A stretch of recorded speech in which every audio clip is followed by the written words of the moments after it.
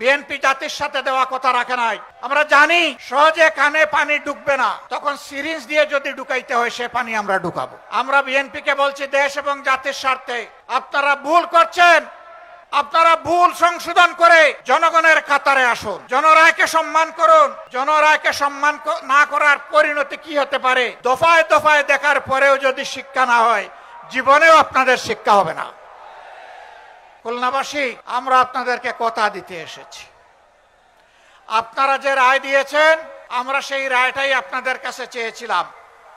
আর আমরা বলেছিলাম এই রায় বাস্তবায়ন করা হবে সংসদে গিয়ে। আমাদের দায়িত্ব, চুরি ডাকাতি ইঞ্জিনিয়ারিং করে ভোট কেড়ে নেওয়া হয়েছে, নেওয়া হোক। আমরা সংসদে যা আছি তাই নিয়ে আমরা সিংহের মতো লড়াই করে যাব ইনশাআল্লাহ। আমরা জানি সহজে কানে পানি ঢুকবে না, তখন সিরিঞ্জ দিয়ে যদি ঢুকাইতে হয় সে পানি আমরা ঢুকাবো।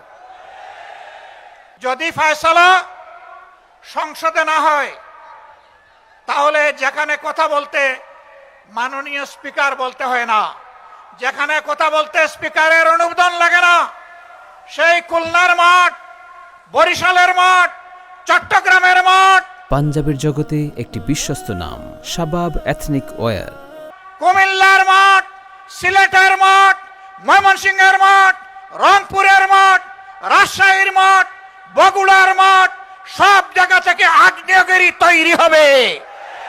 এই আগ্নেয়গিরির দাবানলে সমস্ত আবর্জনা পুড়ে সারকার হয়ে যাবে।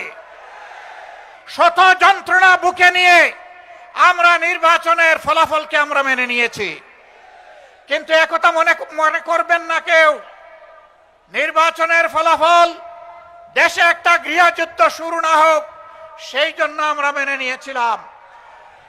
আমরা কারো বাপদাদার চক্রাঙ্গানিকে আমরা পরোয়া করব না, অন্যায়ের কাছে আমরা মাথা নত করব না।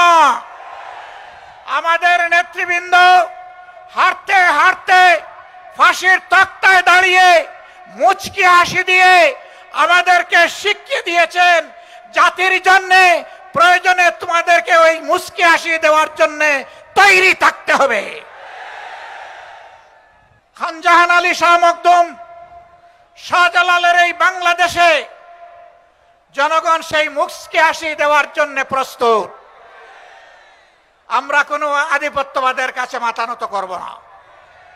সরকারকে স্পষ্ট বলে দিচ্ছি, যদি এই দেশবাসী এবং আমরা দেখতে পাই আধিপত্যবাদের সামনে আপনারা মাথা নত করছেন, আপনাদেরকে আমরা ছেড়ে কথা বলবো না।